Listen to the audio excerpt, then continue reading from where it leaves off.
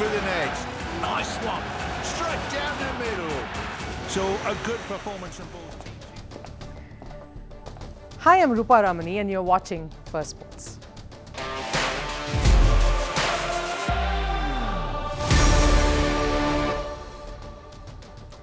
There's a lot of controversies lined up on the show today. One involves a top football superstar who is receiving a lot of hate for not playing an exhibition match. You guessed it.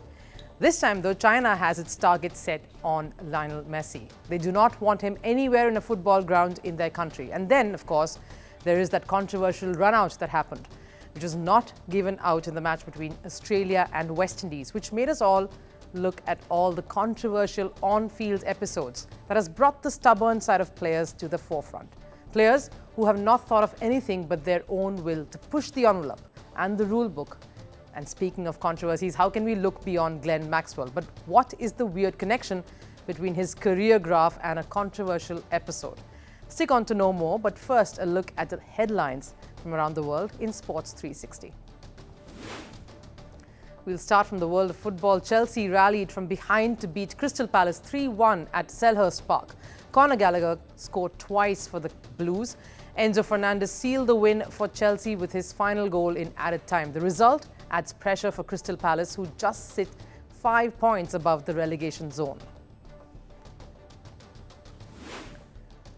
On to cricket. The Indian camp has suffered another blow in the lead-up to the third test against England that begins in India's Rajkot on the 15th. Rahul has been ruled out of the squad due to a sore knee. Devdutt Padikkal, his Karnataka teammate, has been called in as replacement. The 5-test series is now level at 1-1. Crossing over to the England camp, the team's encounter with visa issues continue after Shoaib Bashir. This time it was spinner Rehan Ahmed. Ahmed was stopped at the airport in Rajkot as he didn't have the correct paperwork. He and his team were off to Abu Dhabi during the 10-day break between the second and the third tests. Reports say he was just carrying a single-entry visa. Najmul Hossain Shanto has been named Bangladesh's captain for all 3 formats. He was reappointed as the skipper for the coming year. The availability of Shakib Al Hasan, Bangladesh's regular choice captain, is still uncertain. The 25-year-old Najmul is a top-order batter and has led Bangladesh in its last 2 series against New Zealand. And in a tragic incident in Indonesia, a footballer died after being struck by lightning. The victim's name is Septan Reharja. The incident happened during a friendly between 2 club sides.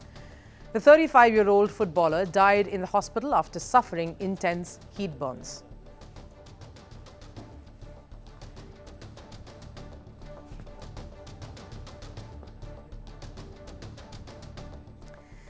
Talent, audacious stroke play, big hitting abilities and flamboyance.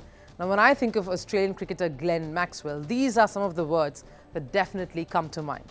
But recently, he has been associated with cursed Adelaide trips. Maxwell's trips to Adelaide have not been a major highlight for his cricket career. He was recently in the news after being hospitalised in Adelaide. It happened because Maxwell passed out after a late-night party at a pub. The news was reported widely across all media. Maxwell was not reprimanded for this because that week he was off duty. Still, a drunken night out doesn't reflect well on an international athlete. You only have to ask English footballer Marcus Rashford, who got an earful from the Manchester United manager Erik ten Hag. Maxwell too received a lot of flack from former Australian cricketers and captains and even the coaching staff of the current setup. But there's a difference here. Unlike Rashford, Maxwell didn't lie about his night out. Well, how could he? He was passed out, fainted and had to be rushed to a hospital. So no way a lie would have been possible, but even so, the media would have caught him in the act. The news gathered a lot of attention. Cricket Australia, of course, had to get involved. Strict action was required. Aussie coach Andrew McDonald issued a statement on the matter. I've spoken to Glenn, had a good chat with him around the incidents. Him looking after himself needs to be a consideration moving forward. We have given him the opportunity to rest and rehab in that period of time. And I suppose the lesson for him around that would be to take his end of the bargain in that space and take care of himself. We all remember this statement, but there is one thing about Glenn Maxwell that really sets him apart. Whenever he's put under dubious situations like these, he tends to come back stronger. After that Adelaide fiasco, a strong statement was needed from Maxwell. Not a verbal one. He had to first prove his place in the Aussie setup, and he did that. Glenn Maxwell hit his 5th T20 International 100 on Sunday at the Adelaide Oval. He smashed 120 runs off just 55 deliveries against West Indies in the second T20 International in an innings where he hit 12 fours and 8 sixes. He's now level with Indian skipper Rohit Sharma at the top of the men's T20 centurions list with 5. He certainly made a strong statement with that knock. Earlier I mentioned that Maxwell's Adelaide trips have often been cursed. Yes, that night out fiasco is not the only one where Maxwell has let loose in that city. He broke his leg again while partying with his friends in the very same city. The incident took place right after Australia's 2022 World Cup campaign. Maxwell, right after that careless episode, came back strongly. He recovered before the Indian Premier League 2023 season and had a memorable year with the Bengaluru franchise. But it's more than just about the city, isn't it? Max has a way of getting into these situations that makes it seem like he doesn't care all too much when he's outside the cricket field. He fell off a golf cart during the ODI World Cup in India last year, missed a game. What does he do thereafter? Comes back with a manic double ton in a must-win encounter to beat Afghanistan. It's insane and almost crazy that the two completely opposite characteristics coexist and deliver time and again with just the same amount of fervour. Whether it's indisciplinary, questionable actions off the field or heroic, unbelievable performances on it. Of the many unforgettable instances, Maxwell would certainly remember this one. But despite the 100, Maxwell couldn't stop thinking about it all. After scoring the ton, he finally broke his silence on the matter. I think probably it affected my family a little bit more than it affected me. I knew I had that week off, and obviously that incident was less than ideal, and the timing. I knew I had that week off away from the game. I came back and got back into my running, my gym program, and it felt really good and refreshed once I got back. And it's all been focused on getting myself ready for the series against West Indies and what's to come. The remorse is there, and somewhere you realize Cricket Australia too is doing its best to handle him with kid gloves. He clearly is an asset that has the weird habit of getting himself into these sticky situations. In such a short span, Maxwell has been involved in many injury scares already, and somewhere he senses now that he will have to hold up his end of the bargain to continue playing at the highest level and delivering for his country, his side. Because the rope, however long, will eventually run out. Maxwell will have to ask himself, irrespective of his incredible performances, how long will the board stick by him? If the indiscipline continues, will the board continue to back him? Australia has had their fair share of superstars who have been unruly. And maybe they would want to set an example of intolerance with Glenn Maxwell. He's off the hook this time, and with a World Cup around the corner, he knows that he's on very, very shaky ground. Now, how far will you go to win a game? That's a question that is at the heart of this next story. There are rules and laws, all important, that keep players in check, teams in check. But that has never stopped the wily, the witty and the stubborn to go ahead and bend the rules a little bit, not break it entirely, just go around it, sidestep it just to give them a chance at victory. Like what happened very recently in a match between Australia and West Indies. It was the second T20 international game that has caught our attention. And for the weirdest of reasons, the game witnessed a rather confused and heated moment after the on-field umpire overruled a run-out in the 19th over. West Indies' Alzari Joseph, while trying to take a single, was found short of the non-striker's end by a Tim David throw. Now, on usual days, it would have been a clear case of run-out, but not this time. The umpire decided to give him not out for an unusual reason. Upon seeing the replay, it became evident, though, that Alzari was well short of the crease. Aussies started celebrating, but only for the umpire to turn it down since there was no appeal. This, of course, led to a heated exchange between the Australian players and the umpire in question, Gerard Aboud. The Aussies were clearly irritated and fuming. There were words overheard, words said and exchanged. Tim David insisted he appealed. Someone was heard saying it was ridiculous. David Warner said it was a gross umpiring error. And then, of course, went on till the umpire warned them, saying it was heading into poor territory and they could be reprimanded. And they needed to get on with the game, which, of course, then dissipated. But the law says, of course, that the timing of the appeal, it states for an appeal to be valid, it must be made before the bowler begins his or her run-up, or if there is no run-up, his or her bowling action to deliver the next ball, and before time has been called. There is no reference particularly to an appeal coming after a replay has been shown on the big screen. There was a similar occurrence in the recent Australia versus South Africa Women's ODI series, where the Aussies were denied the chance to review an LBW appeal because the replays had already been put out on the screen. And there have been many such incidents on the field that have seemed daring, controversial, but were well within the rules, or just probably found the right loophole, like what Greg Chappell instructed his bowler, who also happened to be his younger brother, Trevor Chappell, to bowl an underarm delivery. Now, this incident happened way back in 1981 when New Zealand took on Australia. New Zealand needed 6 runs of one delivery to tie the game, and Australia pulled a fast one.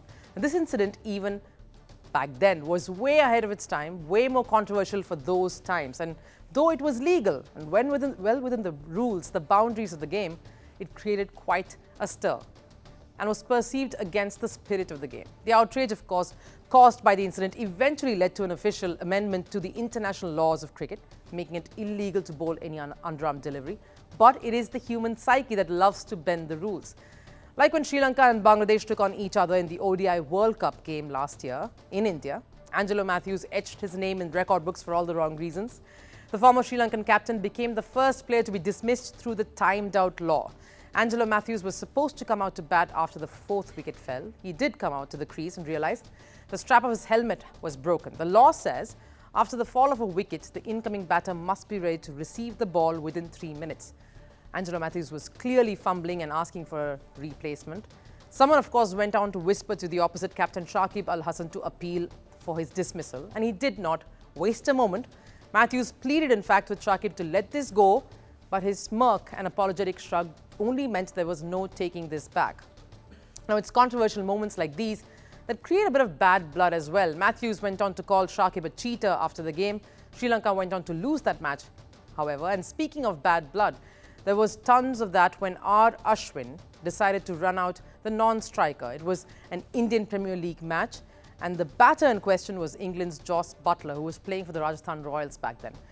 During an Indian Premier League game, this happened, and infamously, it was called as munkading. Ashwin ran out Jos Buttler at the non-striker's end before bowling the delivery.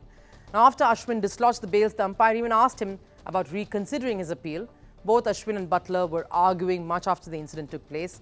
And after the decision was referred to the third umpire, it came down in the bowler's favour, and Buttler was definitely not pleased. If you look at the footage, probably the wrong decision was made. Because at the time he was expected to release the ball, I was in my crease. A lot of debate, of course, transpired after this. However, Ashwin remained firm in his stand. He stood his ground, so much so that he said winning the game was much more important, and he would do anything within the rules to get there. Following all the debate, a massive rule change, of course, came about. According to the new rules, munkading will be called a run-out, and it will no longer come under unfair terms. But a fair warning has to be given before that. And as Ashwin said, one should take every single opportunity, especially if it's within the rules, and take it and grab it. Talking about taking every single opportunity, a similar thing can be said about Eric Cantona. 28 years have passed since Cantona launched himself into the crowd at Selhurst Park during Manchester United's game against Crystal Palace in 1995. Cantona was shown a red card for a tussle with Palace defender. And as he was making his way back down the tunnel, a fan hurled racist abuses at the player. Cantona responded in the way that he thought was best, just leaping in and kicking the fan. A lot of supporters praised him for kickstarting the kick racism out of football movement. He did end up getting banned, though, for 9 months by FA for his action, but he still had no regrets about it. Sorry, one regret. He in fact said, "I regret not kicking him more." Oops. Well, that's how you would expect Cantona to respond. He was known for his fierce attitude on the pitch and clearly off it too. Now, the one thread, of course, that you see running through all these incidents is the stubbornness of it all. They went between the lines of the law to create controversy, confusion, just to go and push for the result in their own favor. But how far is too far, and how far is not keeping with the spirit of the game? And is playing in the so-called spirit of the game the only way to play? Now, Lionel Messi, strangely, is at crossroads. On one hand, he is getting all the adulation in the form of awards and wins. FIFA or the Football Association loves him. And on the other hand, he seems to have made some hardcore enemies in the East. The year 2024 has not exactly started off the way he would have liked it to. Cristiano Ronaldo's comments on the FIFA awards losing all credibility was just surface annoyance. We're sure that wouldn't have bothered Messi at all, but suddenly the apple of everyone's eyes is in the eye of a storm. It hit a crescendo when fans in Hong Kong showed their anger and displeasure rather violently, all because Messi decided to not take the field even for a minute in an exhibition match. And now the matter has snowballed into China cancelling the friendlies Argentina was to play in their cities.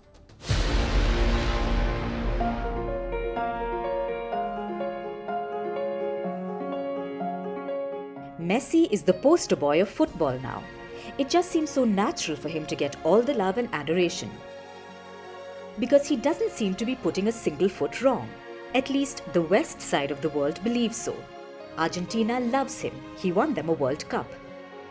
The powers that be in football also love him. He's winning all the awards, be it the Ballon d'Or or the FIFA Man of the Year awards. America loves him. His screamer won Inter Miami their first silverware, the League's Cup.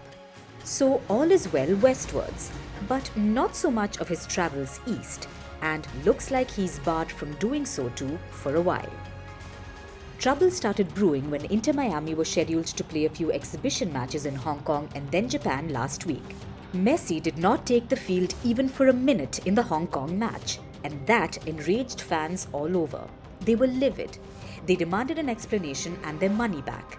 The matter went right up to the government too, who demanded an explanation as to why the biggest star attraction, the prime reason for this exhibition match, didn't so much as even put a foot to the ball. The event received severe backlash from both fans and the Hong Kong government. And as damage control, the organizers promised a 50% refund, something that is said to hit them back by $7 million. Clarifications flew in fast that a groin injury kept Messi from taking the field. Even if that might have calmed them, what added fuel to the fire was Messi appearing in the second game just days later in Tokyo. Messi via social media conveyed his regret, saying, "Friends who know me will know that I want to give my best in every game." But the damage was already done. The anger spread to China. Anger that was fueled by a very miffed Hong Kong. In fact, Regina Ip, the convener of Hong Kong's Executive Council, went on X, formerly known as Twitter, to say this: Hong Kong people hate Messi, Inter Miami, and the black hand behind them for the deliberate and calculated snub to Hong Kong, and that he should never be allowed to return to Hong Kong. In fact, media in China have been up in arms ever since, even pointing out that the injury Messi cited was probably not true. The latest episode in the storm that has been brewing is China cancelling the friendlies Argentina was slated to play in March. Two of them, one against Nigeria in Hangzhou and the other against recently victorious AFCON side Ivory Coast in Beijing. Both matches stand cancelled now. Speaking to the media, the Beijing Football Association said, Beijing does not plan for the moment to organize the match in which Lionel Messi was to participate. Hangzhou has not been quiet either.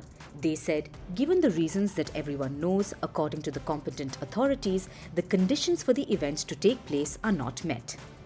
So clearly, there is heavy resistance Lionel Messi is facing for not taking the field in one game. And it's now snowballed to China standing firm with a miffed Hong Kong. Messi has a lot of firefighting on his hands now, and it does look like it will take some time for the storm to quiet down. That does it here on Firstpost, but we have a time for just a little bit more. It's time for Last Serve. Now, the Super Bowl was the talk of the town. World over, everyone was excited and abuzz with the incredible win the Kansas City Chiefs registered under Patrick Mahomes. And Las Vegas did its bet to remind everyone of that victory long after the night was over.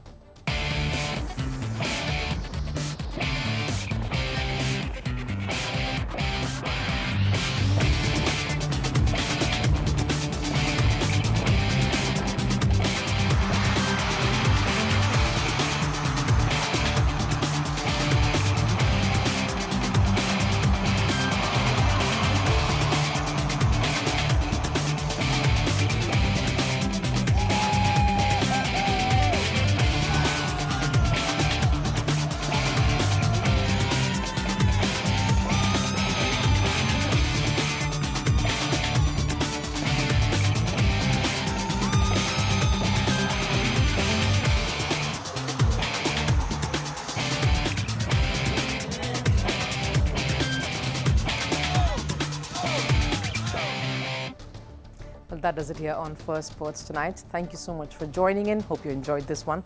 I'll see you again tomorrow. Till then, take care. Bye-bye.